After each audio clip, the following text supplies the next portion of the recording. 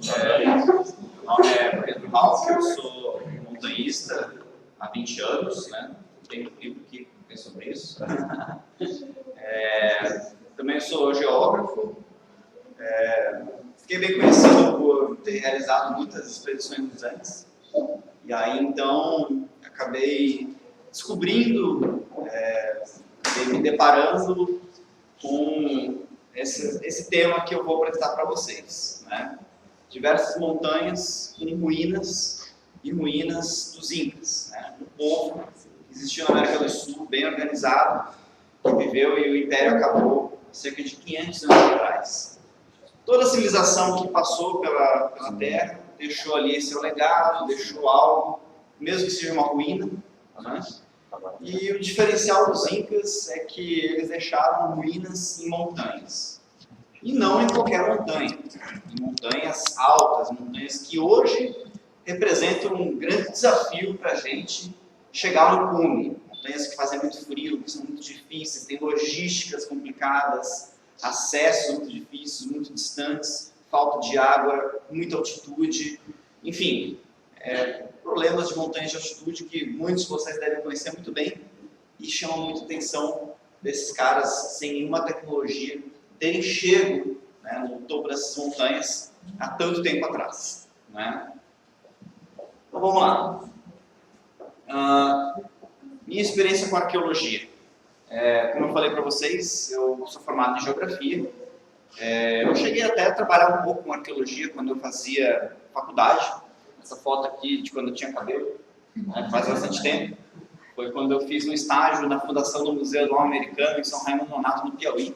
Eu tive aula de arqueologia com a doutora Niede Guidon, que é super famosa mundialmente, né, por ter estudado os sítios arqueológicos mais antigos do Brasil. Tá? Além de ter cabelo, né, eu tinha acabado de ser picado por uma abelha no meu olho. São tempos antigos, né? Aqui do lado das pinturas rupestres. Então, assim, tive experiência com arqueologia, porém, aquilo que eu vou passar para vocês hoje não tem nada a ver com pesquisas científicas. Na verdade, são experiências de um montanhista, né, se deparando com ruínas, com um conhecimento que é um conhecimento arqueológico, um conhecimento com cunho científico, porém, não produzir nenhum artigo, não produzir nenhum conhecimento através de uma metodologia científica. Então, o que eu estou passando para vocês é a minha experiência pessoal, não tem a ver com algo cunhado no método científico, ok? Minha experiência com montanhismo, porque eu ainda tinha bastante cabelo, porque eu tinha 18 anos. Comecei a escalar muito jovem, né? Então, se eu falei para vocês que eu tenho 20 anos de experiência, 20 anos dedicados ao montanhismo, não é que eu seja muito velho, é que eu comecei muito cedo. Eu tenho só 36 anos, comecei com 16, com 18 anos já estava indo para os Andes, ainda que bem precariamente, mas estava indo, cheguei a escalar algumas montanhas muito jovem.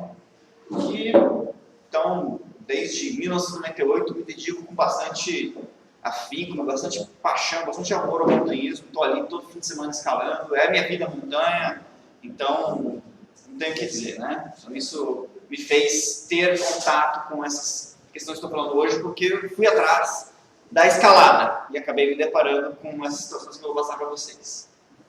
E um pouco de história.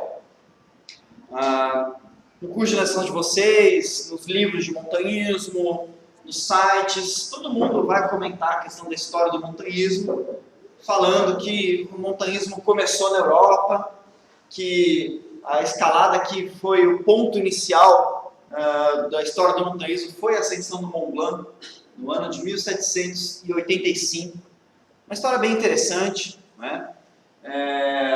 E de fato, o montanhismo que praticamos hoje é um montanhismo que foi influenciado por essa história do Mont Blanc, foi influenciado pelo alpinismo, ou seja, foi influenciado pelas escaladas que começaram nos Alpes lá no século XVIII, que se desenvolveram no século XIX, que passou por tantas outras histórias, etc., que depois se espalhou pelo mundo, né?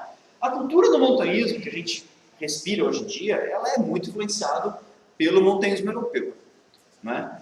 Porém, até pouco tempo atrás, todas essas evidências de escaladas em montanhas andinas, elas eram ignoradas pelos livros de história, ou pelo menos eram apenas citadas como algo muito ocasional. De fato, antes mesmo dos Incas, né, estou falando aqui dos Incas, 500 anos atrás, mas existem indícios de ascensões a montanhas mais antigas, né? Por exemplo, né, você vai ali nos livros da antiguidade, você tem relatos, né, de ascensões a montanhas, mas você não pode falar que existiu uma cultura de escalar montanha. Quando eu digo de montanhismo, eu estou falando de um movimento cultural, né? Um movimento cultural onde você tem um grande número de pessoas que se identificam com essa cultura de subir montanha e organizam e realizam isso de uma maneira organizada e bastante frequente, ok? Não é uma ascensão ocasional, tá bom? Então, voltando a falar do montanhismo europeu, né? O montanhismo europeu, ele começou lá em... Olha as mães ali, ó. Né? O montanhismo europeu, ele começou lá em 1785, né, com a ascensão do Mont Blanc, passou por diversos momentos, né? Ela teve durante muito tempo um cunho de lazer. Aliás, é bem engraçado, bem curioso que, apesar de ter começado na França, os ingleses foram quem desenvolveram mais o montanhismo. Isso tem uma motivação social e econômica, porque a Inglaterra foi o primeiro país a ter uma revolução industrial. Isso transformou completamente a sociedade na Inglaterra. A população começou a viver nas cidades, melhorou os salários depois de muito tempo, começou a ter classes sociais com mais tempo e dinheiro, e os caras começaram a desenvolver o quê? Atividades de lazer. Então, por isso que vários esportes são ingleses: futebol, cricket, basquetebol, voleibol. Vários esportes são ingleses e montanhismo também. Um paísinho, uma ilha, com montanhas baixas, eles desenvolveram muito essa cultura da montanha. Com base nisso aqui. Né? Mas bem antes disso, tá? Existiam relatos já, na época da colônia, na América Latina, de presença humana em montanhas. Então, lá pelo ano de 1500 e algo, então, os espanhóis chegaram na América do Sul, rapidamente tomaram conta, rapidamente conquistaram os Incas, por vários motivos. Né? Um pouco de sorte, pelo fato de que os Incas achavam que os deuses iam chegar pelo mar, e chegaram lá um monte de espanhol, né? Ornados com metais, chamou muita atenção, andando em cavalo, eles acharam que eram deuses, depois levaram porrada por causa disso. Também a conquista foi rápida, porque os espanhóis, junto com eles, levaram várias doenças. Então, os Incas morreram antes mesmo de lutar. Mas, enfim, por volta de 1530, os espanhóis já tinham dominado todo o continente sul-americano. E não faltaram, nessa época inicial da colônia, relatos da existência de construções em montanhas. Então, ali em 1500 e pouco, já existiam em livros, né, relatos da existência de muros de pedras, do estilo das taipas que existiam no sul do Brasil, na região do vulcão Misti, que é um vulcão muito famoso, que você vê da cidade de Arequipa, no Peru, uma cidade muito antiga, uma cidade colonial. De todos os locais de Arequipa você vê essa montanha, e os espanhóis foram lá e acharam muros. Né? 1800 e pouco, século XIX, então teve o padre Sagüez, escreveu um livro falando da natureza, da geografia, da região de Coquimbo, região que tem bons vinhos, no Chile, e falando que uma montanha ali que tem uma altitude considerável, né, quase 6.000 metros, foi encontrado objetos de ossos e prata, muito bem ornamentados, né? Então isso era uma coisa de índios, uma coisa muito antiga, mas estava numa região muito alta. Esse outro padre, em 1875, realizou várias pesquisas de campo, relatando a paisagem dos Andes. Nessa montanha do Chucuray, ele encontrou ornamentos, mulher de cobre, né? E encontra muitas regiões, muitos objetos indígenas por toda a região. William McConaughey, esse cara é um cara muito interessante, é um inglês, professor universitário numa faculdade na Inglaterra, grande explorador. Ele foi a primeira pessoa a escalar o Illimani, na Bolívia. Né? Também foi uma das primeiras pessoas a escalar o Huayna Potosí, grande explorador inglês. fez uma das primeiras expedições para Concagua. Quem foi para Concagua deve ter ouvido falar das Piedras Conway, que é perto de Praça de Mulas, é esse cara aqui. E ele chegou no cume do vulcão Chachani, que é outra montanha próxima a Arequipa, uma montanha bem fácil, por sinal, bem legal, para quem quer ter uma primeira experiência, não sei se viu. Ele encontrou túmulos no cume da montanha. Ele relata isso em livro, em 1905. Em 1905 foi publicado o primeiro livro detalhando objetos indígenas e cumes de montanha. No caso, o Nevado do Chañi, que é a montanha mais alta da província de Jujuy, no norte da Argentina. Né? Em 54, talvez das notícias, talvez uma das achados arqueológicos que mais impressionou o mundo e melhor foi divulgado. Já em 54 você tinha um poder de divulgação muito melhor que no século XIX. Então, jovens andinistas do Chile encontraram numa montanha muito próxima de Santiago, você vê essa montanha de Santiago do Chile, que é o Nevado Plomo, uma montanha de 5.600 metros de altitude, encontraram uma criança mumificada. Essa aqui é a matéria, aqui estava a criança, né, recolhida, e os incas deixavam as crianças dentro de vasos, às vezes. Tá? Então, essa notícia desse achamento, ela foi publicada e viajou o mundo. Tá? Uma criança mumificada no cume de uma montanha de mais de 5.000 metros. Tá? Mas por que esses indícios, mesmo sendo tão antigos, demoraram tanto para serem reconhecidos? Porque conhecidos foram publicados, até em livro. Tá? Então, que vestígios também que são esses? Né?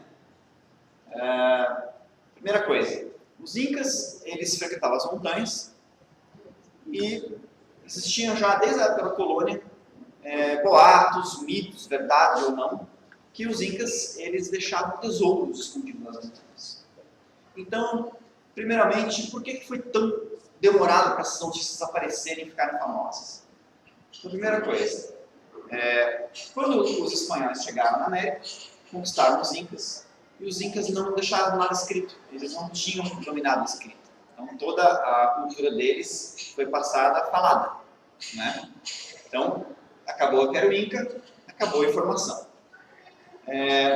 Só que o seguinte, antes das primeiras ascensões para as montanhas com motivações esportivas, você teve a ascensão dos Incas, e depois dos Incas, a ascensão das pessoas que iam nas montanhas para procurar esses tesouros. Porque, de fato, os Incas deixaram muitos tesouros ali escondidos. Então, antes de você ir para a montanha e encontrar alguma coisa, outras pessoas com outras motivações, que eram ganhar dinheiro fácil, foram lá e subupiaram tudo que tinha disponível. Né? Então, esses caras eles eram chamados os huaqueiros. Tá? São pessoas que acabaram se especializando em escalar a montanha para roubar os tesouros dos incas. Tá? Claro que a gente não acha registro desses caras porque eles estavam fazendo algo ilegal. Então, eles não deixaram nada escrito também. Né? Então, os caçadores de tesouro destruíram muito dos indícios arqueológicos para você ter um conhecimento sobre essas ascensões incaicas. Tá? Mas também outros fatos fizeram que esses conhecimentos nunca chegassem nos livros de montanhismo. Então, primeiramente, por conta de um eurocentrismo. Então, quem escreveram os livros de montanhismo foram os europeus, baseado no conhecimento que eles tinham da história deles. Né? Claro que houve toda essa dificuldade de você ter esse conhecimento porque os vaqueiros destruíram muitos indícios, tá? Mas também existia um certo eurocentrismo, achando que o que existia nos Andes não fosse algo muito relevante, não fosse algo organizado, algo cultural, algo tão movimentado como aconteceu na Europa. Né? Então aqui tem algumas imagens de livros de montanha europeus, né? Que colocam o começo do montanhismo lá na Europa. Né? Bom, meu primeiro contato com uma ruína incaica foi no ano de 2012.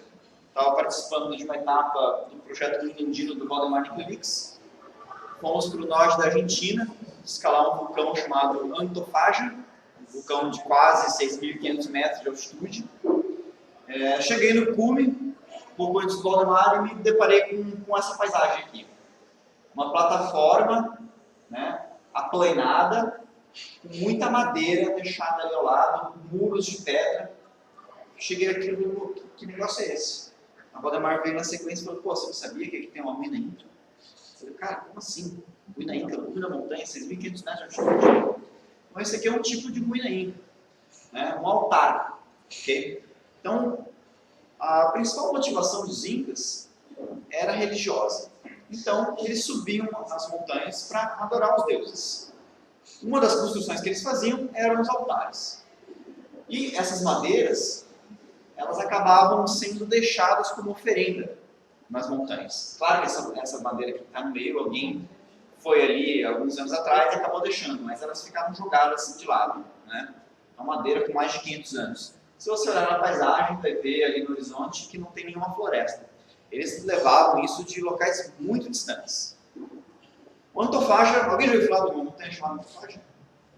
Então, não é uma das montanhas mais famosas do mundo. É uma montanha que passa ali anos que ninguém vai. Quando eu desci, conheci com uma pessoa que vive na região, o cara me disse, olha, aquela ruína de fato é inca, e vocês foram para agora, olha, faz uns 5 anos que ninguém vai lá para essa montanha. Então não é um local que é muito frequentado, então por isso a ruína ficou bem preservada, né? Aliás, foi só com o desenvolvimento do andinismo, quando as montanhas principais foram escaladas, que aquelas montanhas secundárias mais distantes começaram a ser exploradas, que você começou a descobrir as ruínas. Aquelas montanhas muito próximas dos centros urbanos, elas foram as primeiras a serem profanadas, né, pelos vaqueiros, pelos caçadores de tesouro. Então, só muito recentemente que se foi conhecer ruínas como essa aqui. Tá? Então, aqui tem mais detalhes, né, da ruína do vulcão Antofagasta. E ali estão as madeiras. Tá? Detalhe, essas madeiras, né, sempre me trouxe muita curiosidade. E só mais recentemente que a gente pôde, não falo a gente, né, conversando com várias pessoas, vários montanhistas e arqueólogos, ter uma ideia ou uma hipótese de por que elas estão em várias montanhas. Tá? Mas eu vou falar melhor sobre elas. E veja aqui na paisagem que você não tem nenhuma cobertura vegetal, nada próximo onde você poderia tirar essas madeiras aqui. Né? E há 500 anos atrás o clima não era muito diferente do de hoje. Era seco também, então isso aqui viajou muito para chegar até o cume das montanhas. Né? Bom, uma ruína muito famosa é a ruína do vulcão Yuya Yaico. Né? O nome é difícil de falar, é um nome quechua. Né? Quechua, gente, não é aquela marca Decathlon de equipe de montanha. A Quechua é o nome da etnia indígena a qual os incas pertenciam. Tá? Então, os incas, eles se autodeclaram, eles são quechos, assim como os índios brasileiros são os tupis, os guaranis, né? Tupinambá. Os índios incaicos, os incas, eram quechos. Ok? Decathlon tem que pagar um royalty para os caras. Né? E eles são ali naturais do Peru. Tá? E em quechua, Yuya Yaico significa água falsa. Essa região é uma região muito seca, onde fica o Yuya Yaico, chamada Puna do Atacama. Puna, em Aymara, que é outra língua indígena, só que é a língua dos índios da Bolívia, significa altura. Quem já foi para a Bolívia, né, já passou mal, o cara chega e fala assim, você está punado. Né? Puna é altura, o cara está com mal de altitude. A Puna do Atacama, ela é a região alta do Atacama, uma região muito seca, em que a base ali é 4.000 metros. E tem muitas montanhas com mais de 6.000 metros, mais de 50. E é um local muito remoto, de difícil acesso, e por isso as montanhas da Puna são muito pouco frequentadas. Okay? Fui para o Yuya Yaico em 2014. Na verdade, essa montanha, a maior parte do tempo, ela é seca. Isso aqui foi logo após uma nevasca. Tá? Que é um grande perigo da região. Isso mostra como a natureza dessa região é uma natureza muito selvagem. Se eu peguei isso aqui quando eu fui lá, os incas também podem ter pego. É uma das dificuldades de escalar essa montanha. E o Yuya Yaico, que é simplesmente a 7ª montanha mais alta dos Andes, tem no seu cume uma ruína inca, e é o sítio arqueológico mais alto do mundo. No cume do Yuyayaico foi retirada essas 3 crianças, né? Elas estão em estado perfeito de mumificação. Então o ambiente da Puna e a altitude foi perfeito para que elas fossem mumificadas. Você tem as múmias egípcias, né, que são as mais famosas, né? As múmias do Egito passaram por um processo de embalsamento, né? Então os egípcios foram lá, eles tiraram o cérebro, tiraram todos os órgãos internos, colocaram petróleo, então eles põem aquela faixa, né, lá embebido com petróleo, então isso faz com que o corpo fique ressecado e fique preservado. Na Puna, no Atacama, isso não é preciso. Se você morrer lá algum dia, você vai ficar igual essas crianças aqui. Por quê? Porque, primeiro, é um local extremamente seco. Então a umidade lá é por volta de 2%. Aqui em Curitiba é mais de 75%. Né? Lá é uma região onde que é muito alta, então não tem muita vida. Então as bactérias que fazem a decomposição do corpo, elas não vivem lá. Então por isso você não vai decompor porque não tem bactéria. E por outro lado, também é um lugar muito frio. Essas crianças ficaram mais de 500 anos no cume da montanha. E em 500 anos, você pode contar nos dedos os dias que fez uma temperatura acima de 0 grau. Então elas ficaram congeladas, então tudo isso fez com que ela ficasse preservada de uma maneira perfeita. Né? Uma coisa interessante sobre essas crianças, essa aqui era a mais velha, acabaram que os argentinos deram um nome para ela, né? Chamaram ela, essa aqui a mais velha, que tinha uns 14 anos de idade, de Ladroncelita, né? Esse aqui é um menino, é uma outra menina, e esse aqui é o Niño del Rayo, o menino do raio. Você veja que ele está queimado aqui, ó. Esse menino, ele teve azar. Em 500 anos que ele ficou na montanha, ele levou dois raios de tempestade aqui lá. Aliás, tempestade elétrica é algo muito comum nessa região. Né? Em 500 anos, ó, cai 2 raios no mesmo lugar. Esse cara foi premiado. Tá? Então, mas de qualquer forma, está muito bem preservado. E essas crianças, elas foram removidas da montanha no ano de 1999. Foi uma expedição que foi patrocinada pela National Geographic. Foi feito um documentário. Então, esse caso ficou muito famoso. Hoje, elas têm um museu só para elas, que fica na cidade de Salta, no norte argentino, uma cidade muito interessante, uma cidade colonial. Tem um museu lá na Praça Central, que é o Museu Arqueológico de Alta Montanha. Fora essas crianças, tem outras múmias de outras montanhas, mas essas são as melhores preservadas. Tá? Junto com essas crianças, foram retirados ali do sítio arqueológico, no cume da montanha, diversos outros objetos que faz parte de um enxoval funerário que foi depositado junto com elas. Então, por exemplo, objetos como esses bonequinhos, que são adornados com plumas de papagaio do Equador. Os tecidos são tecidos de algodão do Peru. O cobre e o ouro, que são objetos metálicos que estão ali nesses objetos ali, são de ouro e cobre do Chile. Então só isso dá uma amostra, né, de como os incas dominaram o território por onde eles atuaram. Então eles, desde o Equador até a região de Mendoza, na Argentina. Tudo isso aí eles exploraram essas riquezas e eles eram excelentes artesãos, né, para fazer esse tipo de objeto aqui. Você veja que são objetos finamente ornamentados. Tá? Então lá mais bonequinhos que foram deixados, né, com plumas de papagaios, arara. Isso aqui, não é dos Andes, cara. Não tem arara nos Andes. Isso aqui é da Amazônia. Os incas estavam lá também. Tá? E essas eram as construções deixadas por eles. Hoje você vai lá na loja, comprar uma barraquinha de 2 quilos, né, fazendo propaganda aqui, leva facinho, monta rapidinho. Os incas não tinham isso. Qual que era a barraca dos caras? Eles carregavam pedra, né?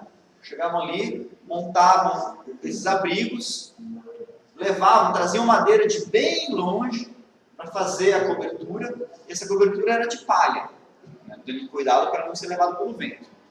Claro que isso aqui foi tirado foto em 2014, o teto foi levado embora pelo vento, porque foram 500 anos de vento, né? É uma região que venta muito, mas ainda tem um pouco de madeira do teto, tá?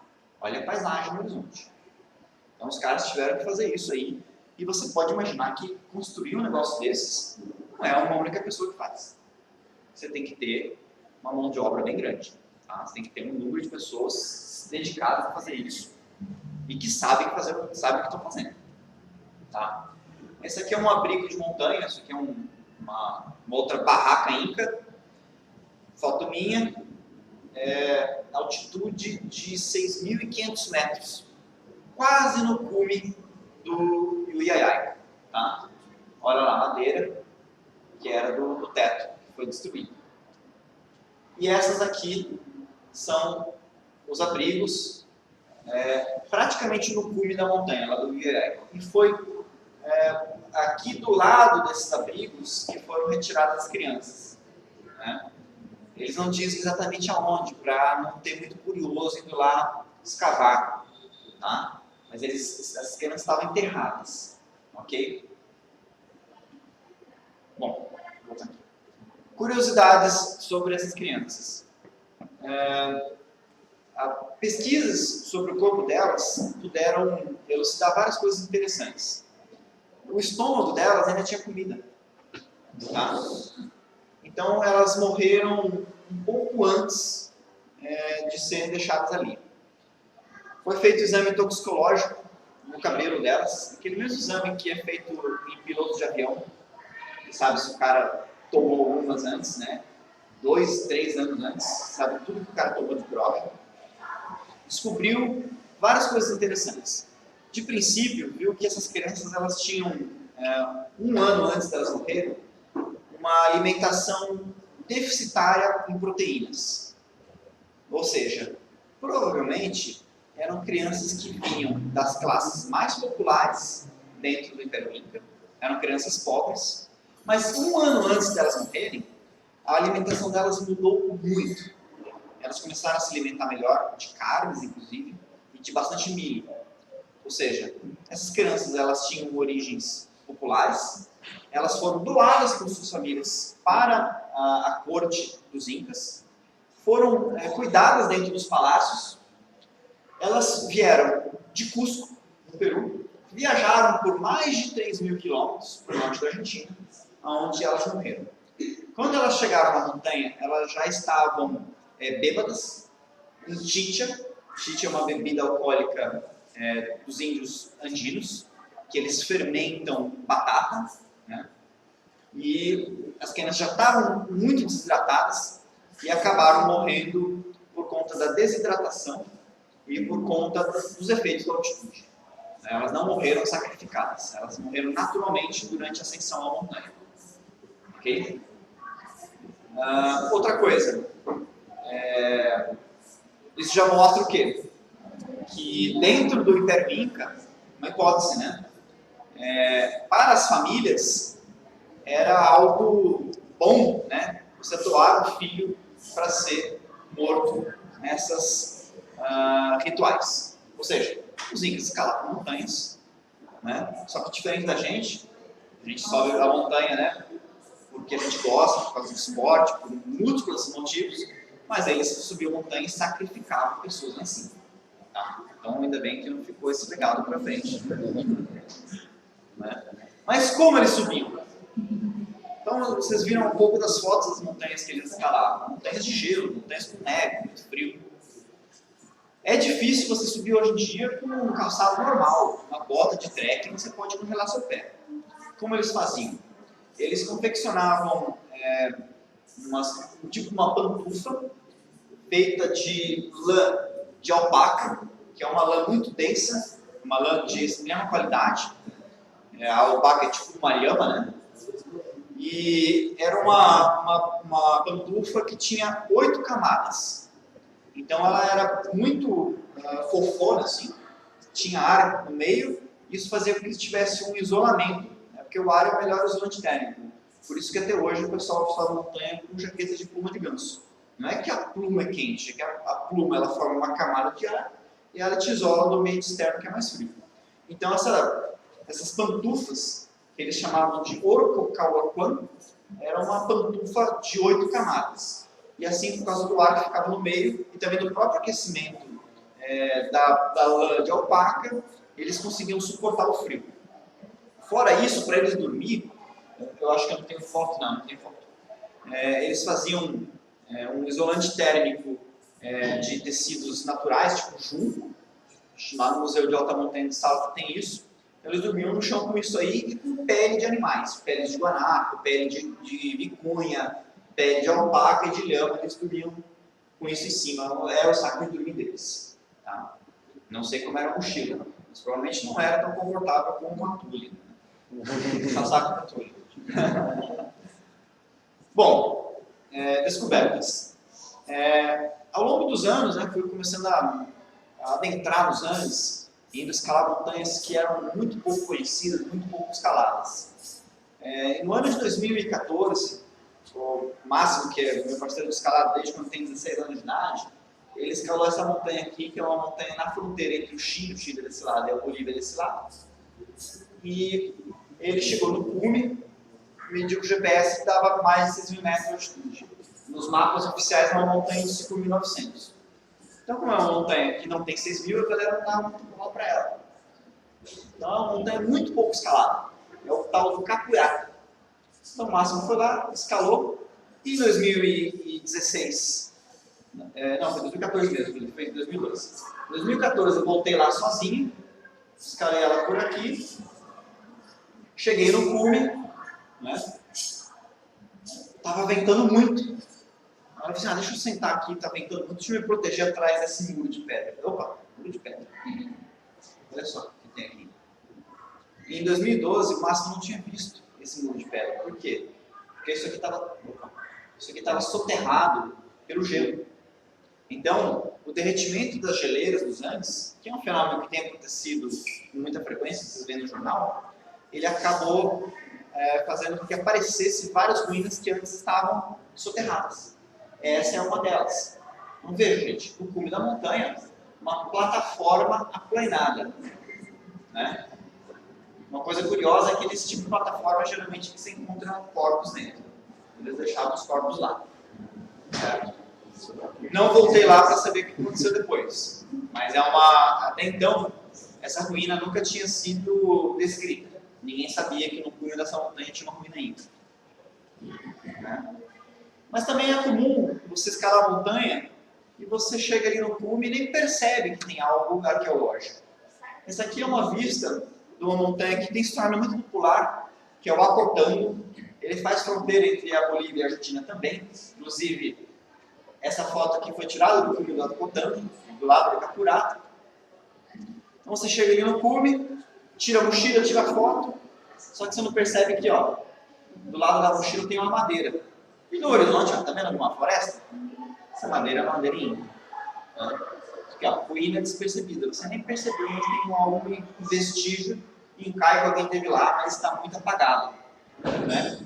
E novamente, ó, bem despercebido, consegue notar essa estrutura retilínea? Na natureza, quando você tem algo muito reto, você pode suspeitar que pode ser uma falha geológica ou uma ruína arqueológica. Porque nada na natureza é muito retilíneo. Tá?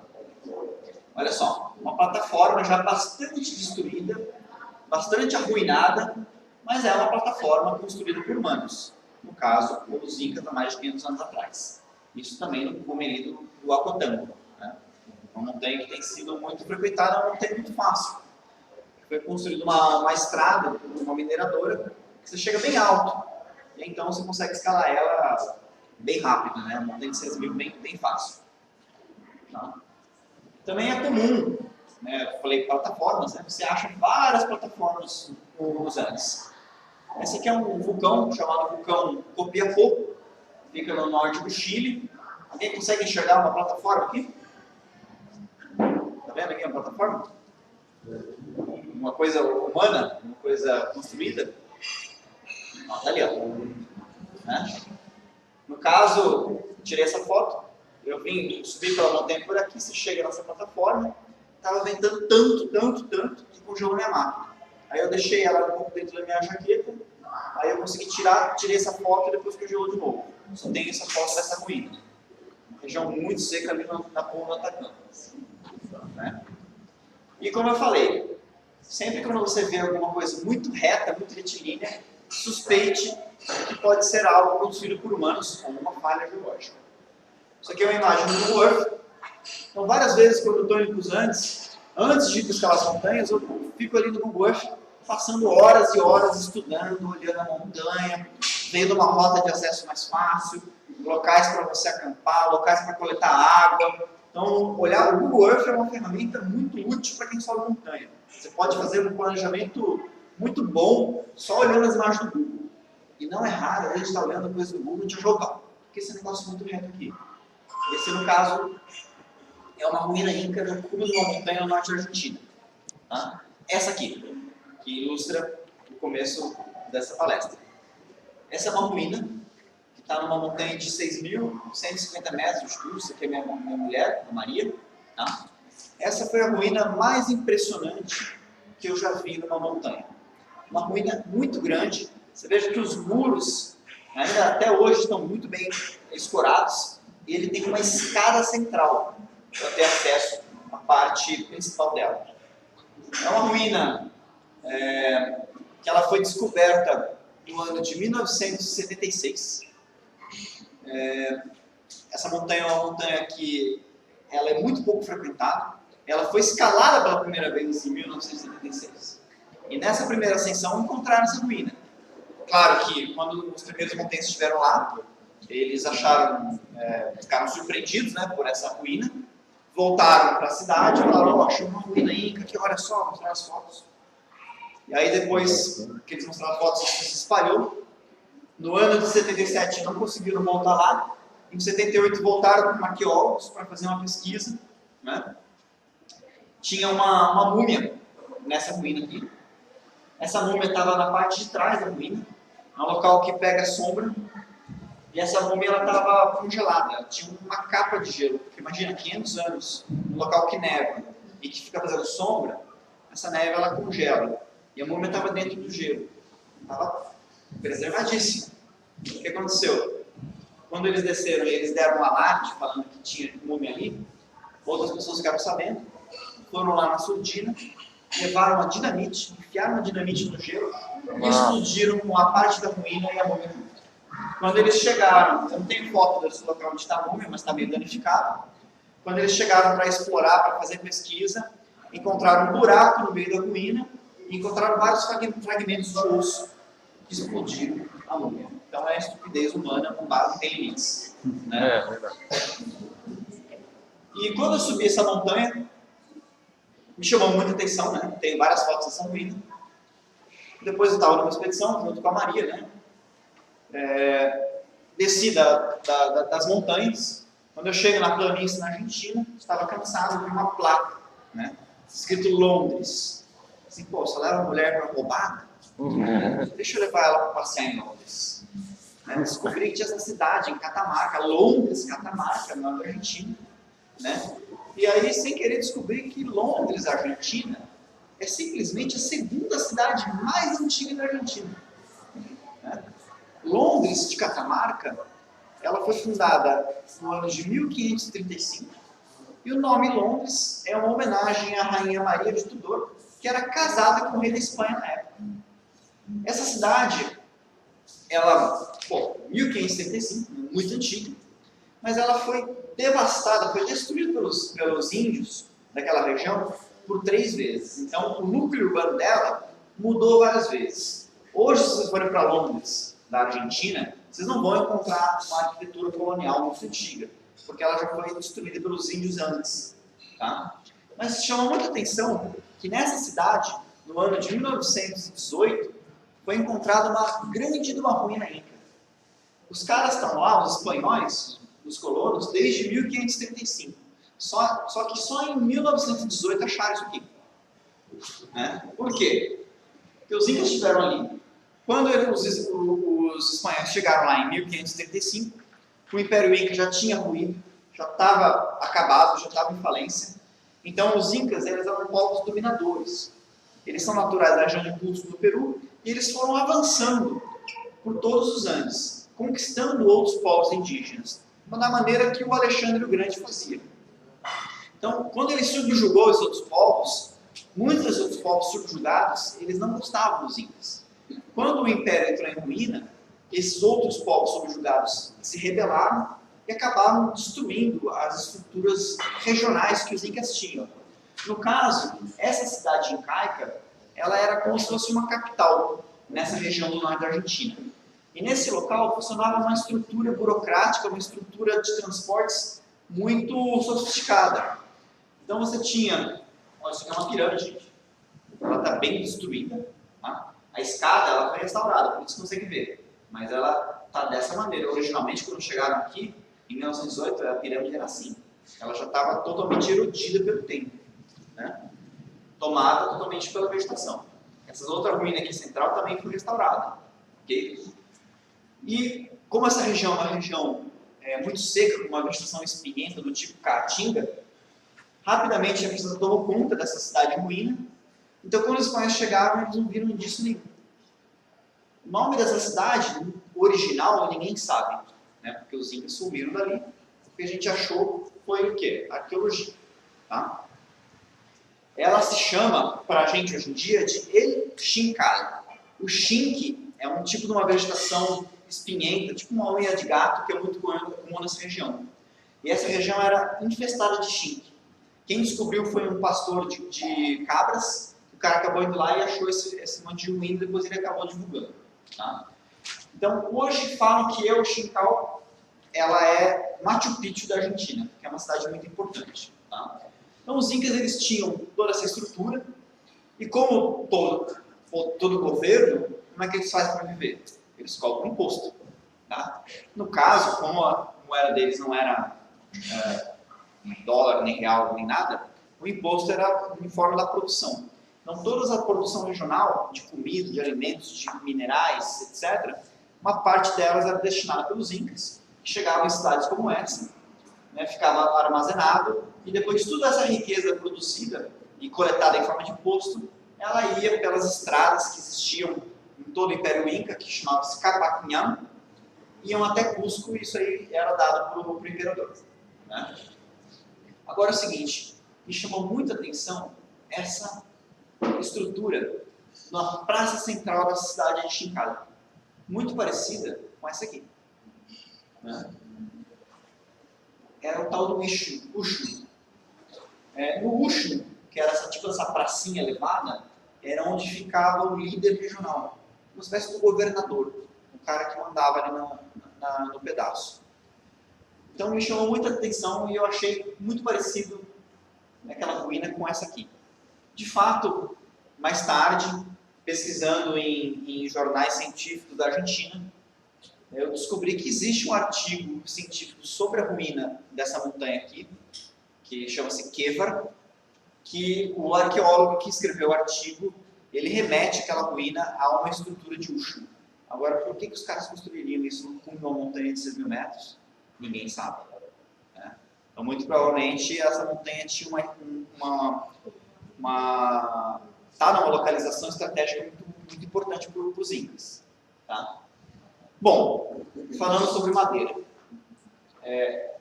Madeira é algo muito comum nas montanhas secas dos Andes, madeira como objeto arqueológico. Tá? Em vários locais você acha madeira deixada pelos incas. Eu estava escalando uma vez numa montanha na fronteira do Chile com a Argentina, uma montanha chamada Socompa, pouquíssima escalada. Diga-se de passagem, tem minas terrestres aqui na base. Você tem que passar por um campo minado para chegar lá. Pinochet deu fez dessas, né? Deixou um monte de campo minado nas montanhas. Aí cheguei lá, escalei, cheguei num local complicado, um local que tinha um rochedo uma navegação nada óbvia, né? Estava meio perdido.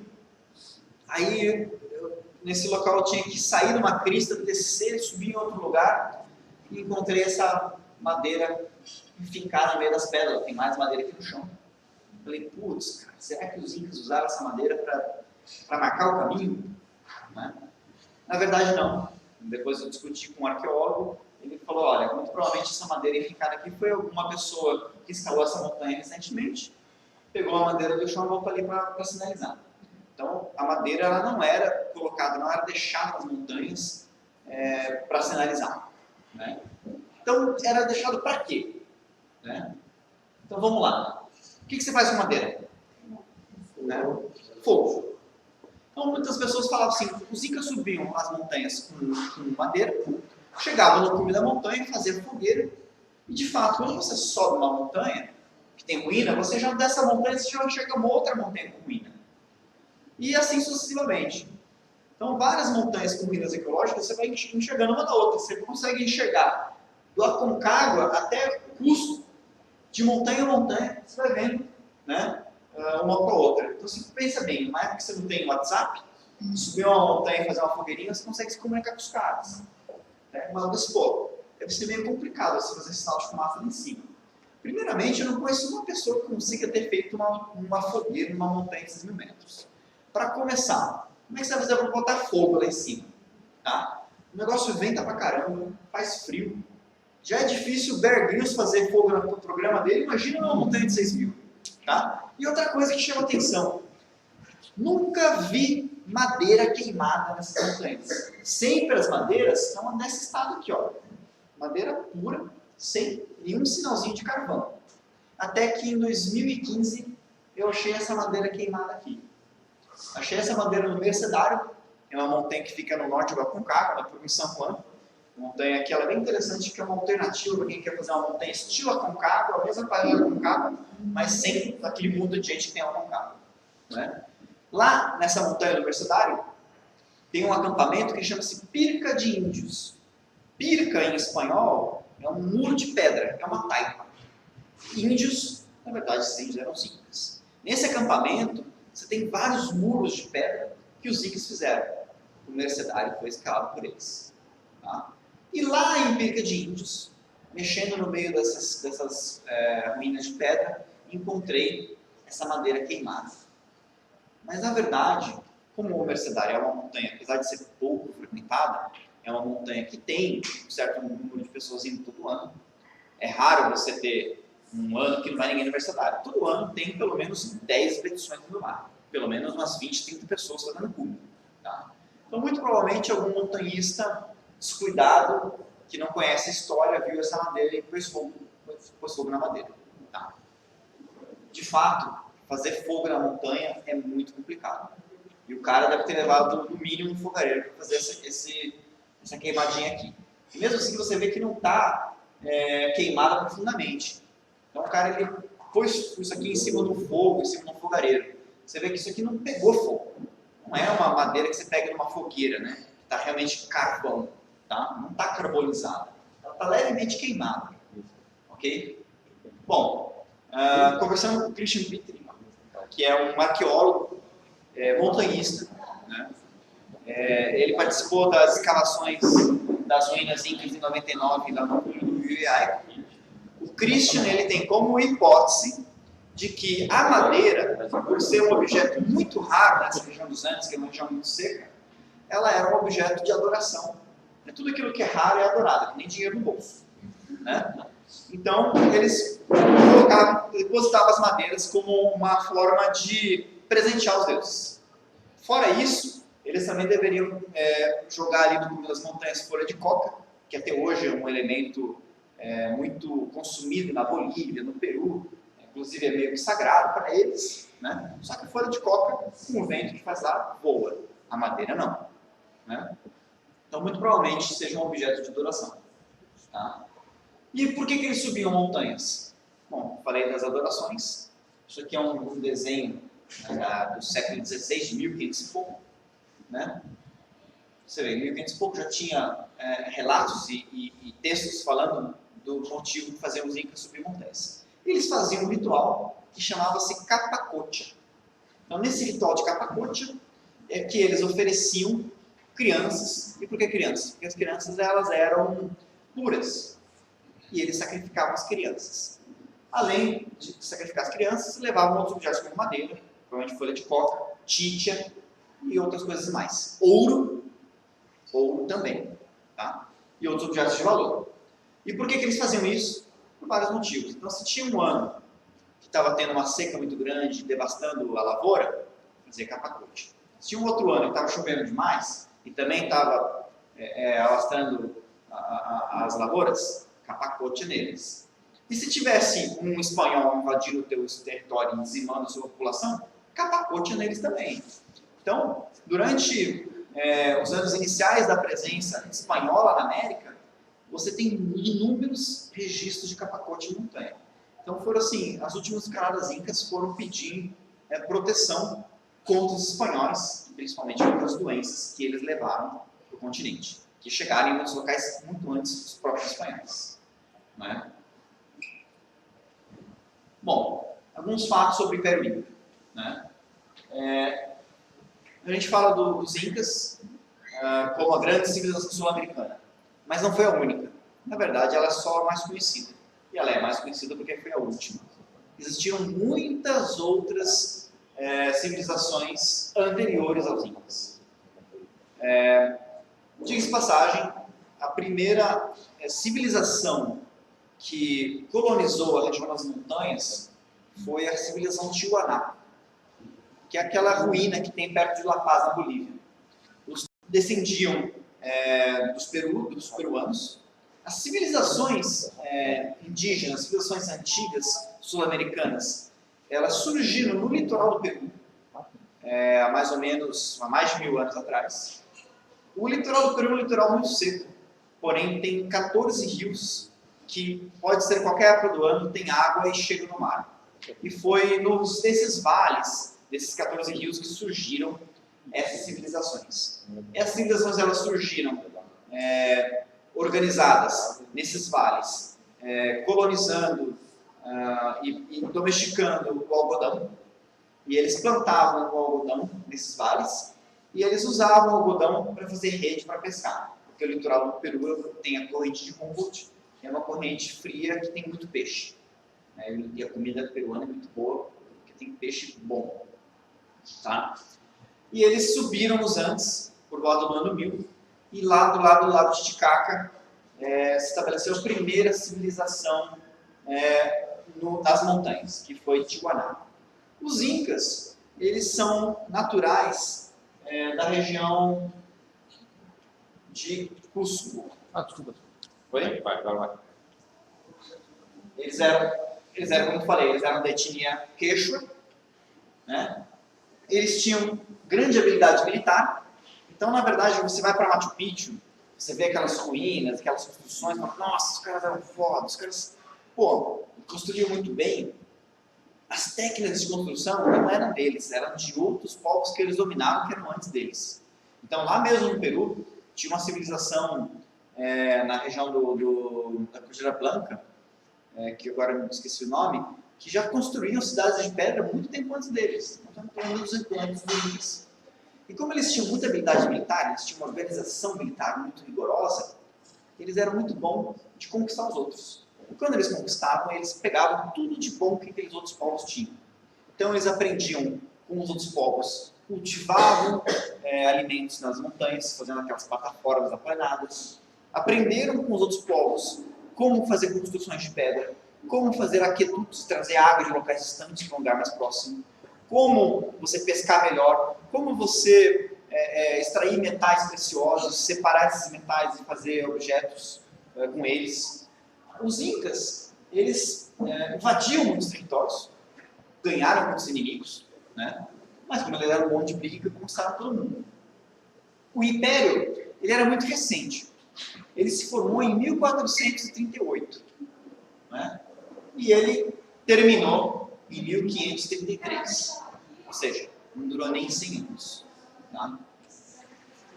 Eles viviam na Idade do Bronze e eles tinham muitas habilidades com metais. Eles eram mineradores por excelência. Então, por conta deles terem habilidades com metais e os metais serem muito valiosos para eles, eles conquistaram muitos territórios nos Andes onde tinha esses minérios. Por exemplo, o Chile. Tá? Aqui é um mapa do Império Inca. O nome do Império Inca, né, a gente mora no Brasil, a gente fala que o nosso país é a República Federativa do Brasil. Então o país dos Incas era um país chamado Tawa Antissuyo. Suyo significa região e Tawa é o país das 4 regiões. Então a região central era o Conquisuyo, a região sul era o Coia-Suyo, a região norte era o Chinchaysuyo, e essa região pequenininha amazônica era o Antisuyo, ok? Até hoje na Bolívia, os bolivianos brancos, né, descendentes europeus, chamam os bolivianos indígenas de coias, ou cojas, como falam os argentinos. Coia vem de Coia-Suyo, que é a região sul do Império Inca. Tá? Uma coisa interessante é que os incas, para dominar esse território, eles tinham que ter uma rede de comunicação eficiente. E essa rede de comunicação eficiente era como? Eram estradas. Então, vários locais, imagina a gente andando na Serra do Mar. Né? A gente chega ali no PP, tem um monte de subida, descida, um monte de subida, descida. O que os incas faziam? Construíam pontes. Você tinha um paredão no meio, construíam túneis. Quem foi para o Machu Picchu e andou pela trilha Inca, você viu essas pontes, você viu esses túneis. Claro que as estradas não eram duplicadas como uma 277, tá? Mas para quem tinha como animal de tração, animal para carregar o peso, as lhamas, por esses locais era muito mais fácil caminhar do que no local como, por exemplo, ali no Alfa Ômega, né? E aqui tem as cidades principais, né, que você tinha ali durante o Império Inca. Tá? Uma coisa interessante, eu falei para vocês, os incas eles adoravam muito os metais, tinham um grande conhecimento extrativista para extrair os metais e para transformar esses metais em outros metais. Né?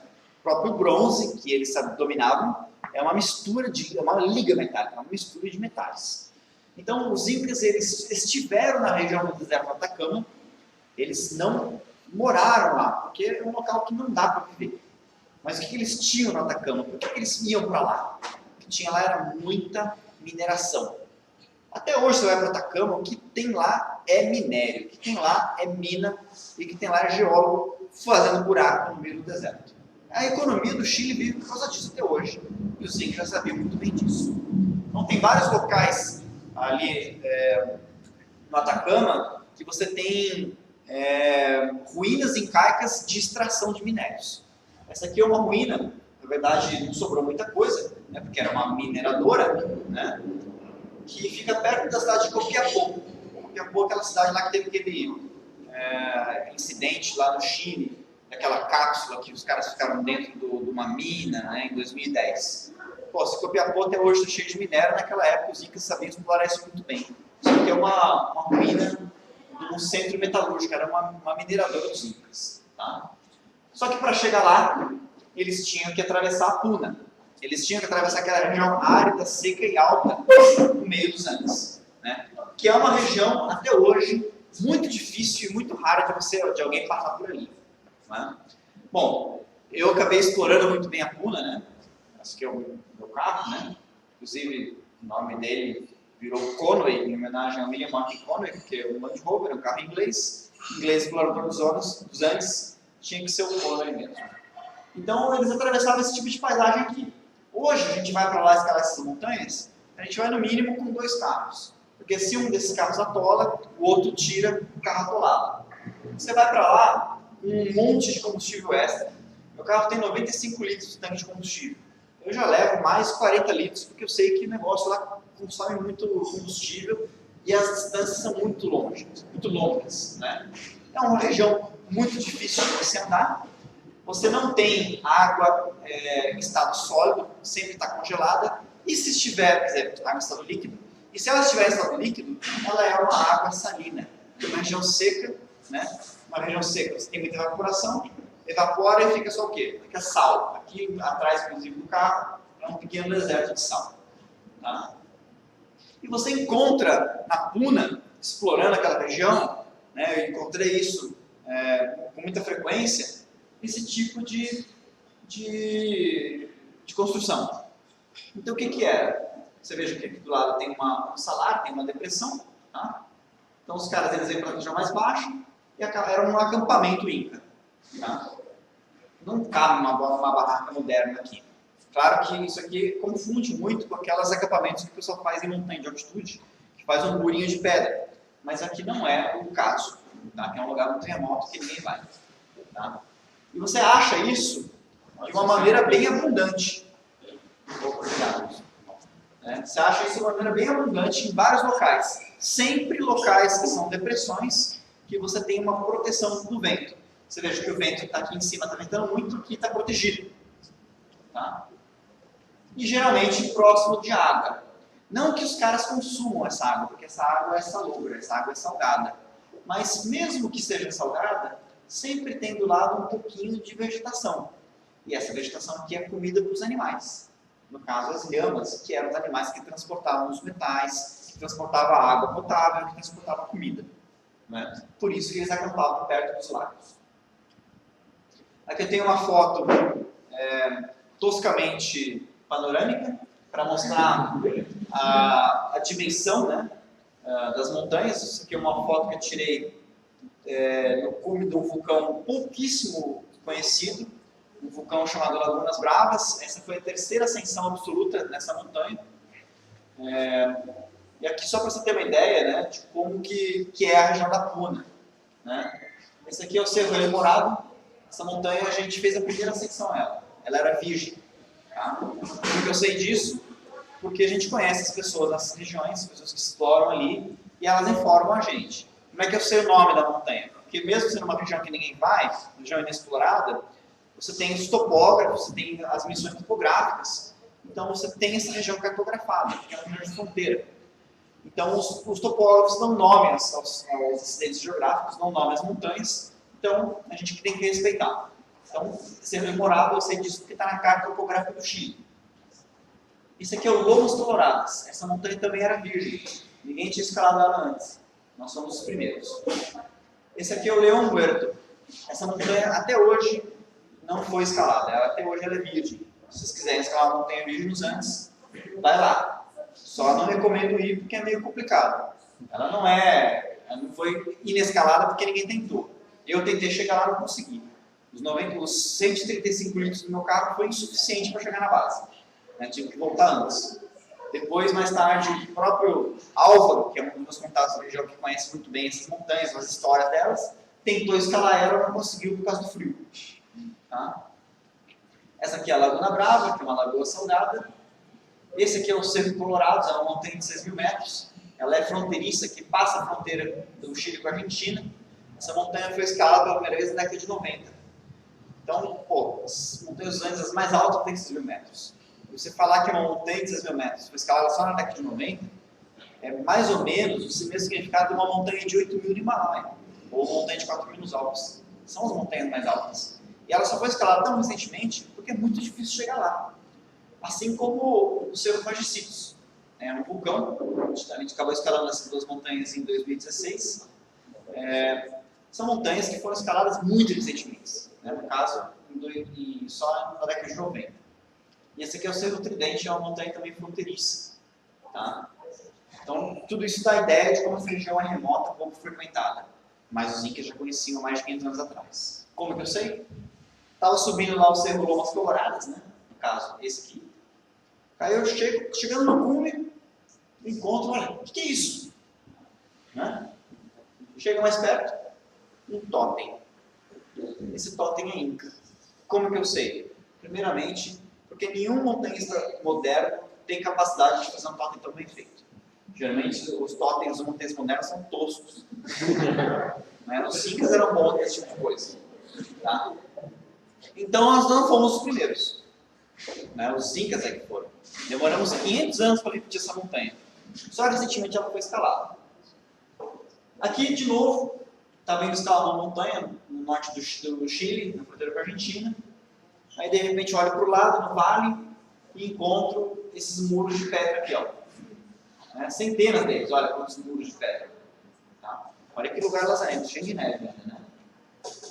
Fomos lá, olhar esse muro de pedra. Pô, que legal, achamos mais ruína inca, né?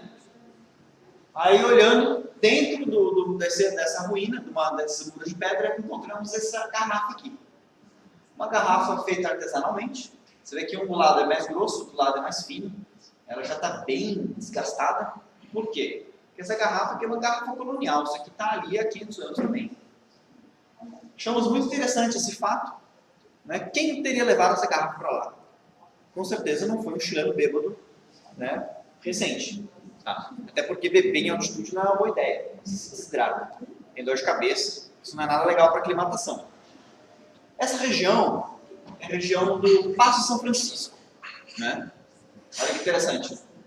Continuando a nossa exploração para chegar na base da montanha, né? Veja, não tem estrada, não tem nada ali, gente. Encontramos mais daquelas estruturas, aqueles totens. Esses totens são chamados de apachetas. As apachetas, elas eram colocadas ou no cume das montanhas, ou nos passos, né? Que são os passos, são as células daquelas montanhas. E eles colocavam essas apachetas para simbolizar as passagens.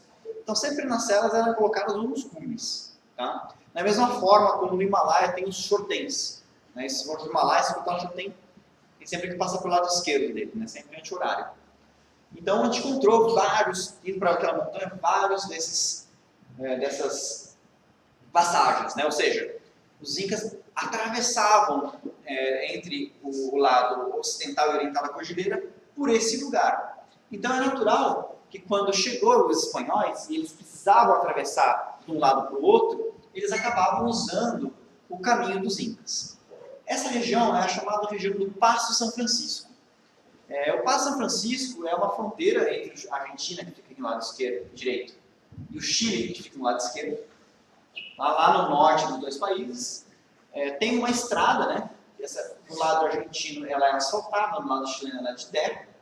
Do lado aqui ficam várias montanhas altíssimas, por exemplo, o Ojos del Salado, que é a segunda montanha mais alta dos Andes, o Tres Cruces, que é a quinta mais alta dos Andes, o Incavassi, que é a 11ª, o São Francisco, que também é um 6.000, o Patos, é uma montanha que a gente está escalando, a gente veio por aqui, ó. A gente veio por essa estrada, chegamos aqui e viemos aqui em direção ao Patos. Então, aquelas fotos que vocês viram, fica nessa região aqui.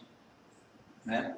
Só que vejam o seguinte, a estrada moderna, foi construída na década de 80, ela vem por uma região bem plana e vai atravessando no meio do deserto.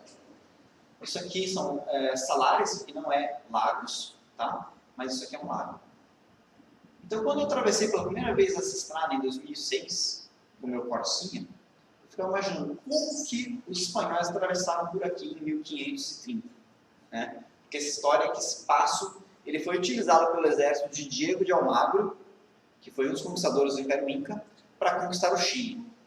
A história é o seguinte, o Diego de Almagro chegou em Cusco junto com o Francisco Pizarro, conquistaram a cidade de Cusco, os dois se desentenderam, e a partir de Cusco, o Diego de Almagro foi com um exército para o sul, e aí ele conquistou a Argentina e conquistou o Chile. É por isso que a Argentina, as cidades mais antigas, elas ficam no noroeste do país, não fica na região da costa. Porque a Argentina ela foi conquistada primeiramente pelos Andes. Então, os espanhóis chegaram pelos Andes vindo do Peru, vindo da Bolívia. Né? A cidade mais antiga da Argentina é a cidade de Santiago del Estero. Né? Não é Buenos Aires. Tá? Então, eles vieram, e como que eles vinham? Eles chegavam com o exército, com os espanhóis, com alguns cavalos, com indumentaria, mas eles vinham com outro exército de índios, que eram aqueles índios dissidentes, aqueles índios que tinham brigado com os incas. Vários desses índios já falavam espanhol, aprenderam rapidamente. Vários espanhóis já falavam a linguagem deles, você tinha alguma liderança, e eles atravessaram os Andes com 5.000 homens e chegaram no Chile, conquistando o Chile. Com 5.000 homens, sendo que a maioria eram indígenas. Vários deles perderam a vida nessa travessia. Olhando aqui, eu sempre duvidei de que os espanhóis tivessem passado pelo traçado onde hoje está a estrada. De fato, isso não faria sentido. Quando encontrei aquela ruína, nessa região aqui, fez muito mais sentido que eles tivessem passado, vindo por aqui, né, no mapa onde não aparece, chegado pelo lado desse lago, tem um rio aqui de água doce. Aqui, esse rio ele termina a nascente por aqui, se atravessa uma região seca, né, um passo seco, e a partir daqui, ó, você tem um outro rio que vai descendo para os Andes de Jiangxi. Tá? Então eles vinham por onde tinha água. Então é muito provável que os espanhóis passaram a fronteira por aqui.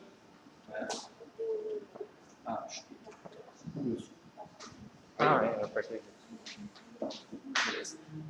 Bom, outras montanhas famosas que provavelmente foram escaladas pelos incas e que a gente nem sabe. Alguém que sabe que montanha é essa aqui? Aconcagua. O Aconcagua, esse aqui é o cume sul do Aconcagua. Essa foto foi tirada do cume norte, do cume verdadeiro, o cume mais alto. Esse filo, que liga o cume sul ao cume norte é chamado de filo do guanaco. Alguém sabe o que é um guanaco? O guanaco é um tipo de um camelídeo, né? Um descendente da lhama. Só que diferente da lhama que vive nas montanhas, o guanaco vive nas planícies desérticas. Muito comum você achar guanaco na Patagônia, na região de Mendoza, ele vive na Baixada. O guanaco não sobe a montanha. Tá? Lhama sobe a montanha e vicunha sobe a montanha. O que é um guanaco? Por que tem esse nome? Filo de guanaco. Porque foi achado um guanaco aqui. Tá? Um guanaco com ornamentos incas. Tá? Que tinha coisinhas. Você vai para a Bolívia, você vê os lhaminhas tudo cheio de enfeitezinho. O guanaco estava cheio de enfeitezinho aqui. Tá? Então esse guanaco, eu falei da mochila, né? Eu falei da mochila Tui. Qual que era a mochila dos incas? Eram os animais. Os caras pegavam uma lhama, pegavam uma vicunha e iam subindo com o bicho. Né? Não levavam eles nas costas, eles não tinham uma doiter, né? Era essa a doiter dos caras. Provavelmente o guanaco não aguentou e morreu. Tá? Só que não é só isso. Né? Algumas pessoas falam, não, isso não é indício para dizer que o Aconcagua foi escalado. É encontrar um guanaco na altitude. Tá? Mas em 1986, o pessoal foi escalar o Aconcagua com uma rota pouco usual, fora do caminho normal, e encontrou isso aqui. Isso é um crânio, está aberto. O raio UV, ele acaba detonando, né, o tecido e tudo mais. Então, se você é exposto ao longo de 500 anos, os raios UV vão detonar a tua pele inteira, tua roupa e tudo mais.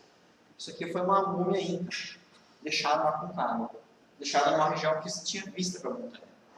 Quando os incas não conseguiam escalar uma montanha, eles escalavam uma montanha vizinha, que você tivesse uma vista privilegiada para aquela montanha mais alta, mais bonita, e lá eles faziam os rituais de adoração. Se eles não conseguiam fazer o ritual em cima da montanha, faziam um local privilegiado, um local que tinha uma vista bonita. Se eles não conseguiam se escalar o Morumbi, eles iam fazer isso no jardim. Né? Outra montanha famosa, que tem indícios de que ela tenha sido escalada por incas também. Alguém sabe que montanha é essa? Illimani. Essa aqui é a cidade de La Paz, na Bolívia, capital da Bolívia. E de todo lugar de La Paz você enxerga essa montanha lindíssima. Que é uma montanha que não é tão simples de escalar. É uma montanha de gelo. Tá? A rota, você vem por aqui, a rota ela sobe essa crista rochosa. Aqui em cima tem um acampamento. Daqui você faz o começo aqui um pouco mais alto. Essa ascensão aqui são cerca de 1000 metros. E isso aqui é um Morumbi, gente. Isso aqui é um Morumbi, tá? Isso aqui é cerca de 1000 metros de gelo, né? Com greta, com locais inclinados. O primeiro europeu a escalar essa montanha foi o William Martin Conway. E ele, quando escalou a montanha, chegou aqui em cima e achou uma corda indígena, corda feita de algodão. Né? Então é muito difícil você ter preservado indícios numa região de gelo. Por quê? Porque o gelo ele anda. O gelo ele não tem atrito. Então a própria gravidade faz com que o gelo vai descendo. E o gelo vai descendo e vai arrastando com ele tudo que tem no meio do caminho. Só que essa corda está amarrada numa pedra. Essa pedra deve ter sido arrastada, mas ficou lá. Provavelmente, se tivesse algum corpo, se tivesse algum outro indício arqueológico, estava dentro de uma greta, você só vai descobrir depois que o gelo derreter. Né? Então é muito provável que o Illimani tenha sido escalado pelos incas também. Ok? Bom, os incas eram montanhistas, não é? Quando você vai para a região da Purupacama e você começa a ficar com os olhos mais apurados para observar aquilo que é humano e aquilo que não é humano, você consegue perceber que todas as montanhas, as principais, as mais destacadas, as mais bonitas, aquelas que mais se destacam na paisagem, têm ruína inca. Ou seja, os incas eles escalavam as montanhas e não era qualquer montanha não. Eles iam na mais imponente. E de fato, nas mais imponentes você encontra ruína inca. Né? Dá para afirmar que as principais montanhas da Puna, que é a região seca, elas foram escaladas. E você encontra esses indícios por quê? Porque na Puna lá é seco, então as coisas se preservam. E também a Puna, apesar das montanhas serem altas, terem dificuldades naturais, são montanhas que não são tão técnicas. você chega no cume caminhando, você não tem que escalar em gelo. Então, isso facilitou para eles. Fora da Puna, você tem vários indícios, vários registros da presença inca nas montanhas. Se eles fizeram cume, a gente não sabe. O Aconcagua é um caso. Outro caso é o próprio Mercedário. Outra montanha que está entre as top 10 mais altas dos Andes. Tá? Só que é o seguinte, para que isso acontecesse, para que essas montanhas fossem escaladas, para que nessas montanhas tivessem a estrutura que elas tinham, com aquelas casas de pedra, você tinha que ter montanhistas, você tinha que ter uma equipe de pessoas para preparar esse terreno. Então, se hoje já é difícil você tirar o lixo, deixar os farofeiros, uma 2, no PP, imagina para construir um abrigo de pedra. Você tem que ter um mutirão bem grande. E vocês que fazem mutirão sabem que não é tão simples assim. Que há anos estão sendo feitos mutirões e mesmo assim a gente não consegue construir as estruturas necessárias das montanhas. E os caras fizeram. Para que isso acontecesse, você tinha que ter gente preparada, gente treinada e gente competente para fazer essas coisas. E para você ter essas pessoas experientes, bem treinadas, você tinha que fazer com que elas se dedicassem a isso. Você não podia pegar um minca que trabalhasse na lavoura plantando batata e mandar o cara escalar a montanha que o cara ia morrer. Né? Você tinha que ter um cara que treinasse, que escalasse constantemente, que constantemente estivesse indo para a montanha, que tivesse aclimatado, que tivesse perícia, né? Que fosse forte o suficiente para poder fazer isso. Só que você, para fazer isso, tem que ter alguém mantendo essa pessoa. Você pega um atleta, né? Fala em um atleta, o Neymar da vida. O Neymar não está trabalhando atrás do balcão, está só treinando futebol. E esses caras tinham só que treinar montanhismo. De outra forma, eles não conseguiriam fazer o que fizeram. E para você ter isso em uma grande quantidade, bom, você sabe, você escalar uma montanha muito difícil, quantas pessoas que você tem que ter para chegar a uma pessoa apropriada para fazer aquele tipo de coisa? Né? Então tinha que ter um volume de pessoas muito grandes. Então, por tudo isso, tudo isso prova, tudo isso mostra que, de fato, os incas, né, os quechos, eles desenvolveram uma cultura de subir montanhas. Desenvolveram uma cultura do montanhismo, ainda que não tivesse os valores que nós temos hoje em dia, né, que são valores esportivos, vários valores, até mesmo valores religiosos, mas na religião deles era bem diferente da nossa. Os caras subiam lá para fazer ritual, né, e inclusive matando pessoas. Tá? Então, tudo isso demonstra que, de fato, os incas foram os povos que desenvolveram a cultura mais antiga, né, de montanhismo, mas que foi uma cultura que acabou com o tempo, uma cultura que morreu junto com o próprio império deles. Bom, era isso que eu tinha que falar, né? Tem vários outros sites. Agradeço a presença de vocês.